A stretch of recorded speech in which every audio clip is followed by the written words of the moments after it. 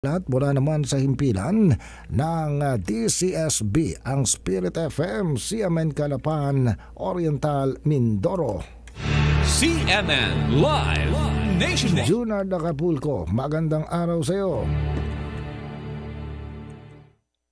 Magandang araw Sir Ariel, magandang araw Pilipinas.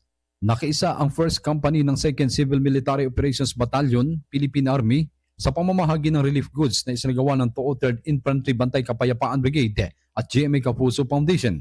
Suportado ito ng 2nd Infantry Division at Southern Luzon Command para sa mga residenteng lubhang naapektuhan ng Bagyong Opong at armadong inkwentro sa Mansalay at Bulalakaw, Oriental, Mindoro. Ang operasyon ay isinagawa matapos ang pananalasa ng bagyo noong ika-26 ng Setyembre taong kasalukuyan at ang lehitimong inkwentro sa pagitan ng 203rd Brigade at teroristang NPA sa Barangay Manaol, Mansalay noong ika-25 ng Setyembre. Umabot sa 1,000 pamilya ang nakatanggap ng tulong, 300 mula sa Barangay Panaytayan, 250 mula sa Barangay Manaol sa Mansalay at 450 mula sa Barangay Nasukob sa Bulalakaw. Kabilang sa mga ipinamahagi ang mga pangunahing pagkain at iba pang kagamitang pangkabuhayan para sa mga nawalan ng tirahan at kabuhayan.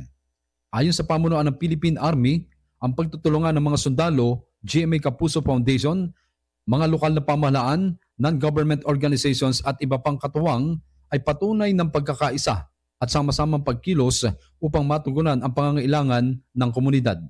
Dagdag pa rito, tiniyak ng hukbong sandatahan na patuloy silang magsisilbi hindi lamang sa operasyon laban sa armadong grupo kundi maging sa mga makataong misyon na naglalayong tumulong sa mga mamamayang Pilipino sa panahon ng sakuna. Mula dito sa Oriental Mindoro, ako si Junard Acapulco ng DCSB Spirit FM Calapan City. Reporting live para sa CMN Pilipinas. CMN Live Nationwide. Maraming salamat Junard Acapulco mula po sa himpilan ng DCSB, ang Spirit FM, CMN Calapan, Oriental, Mindoro. Samantala tumaas ang public satisfaction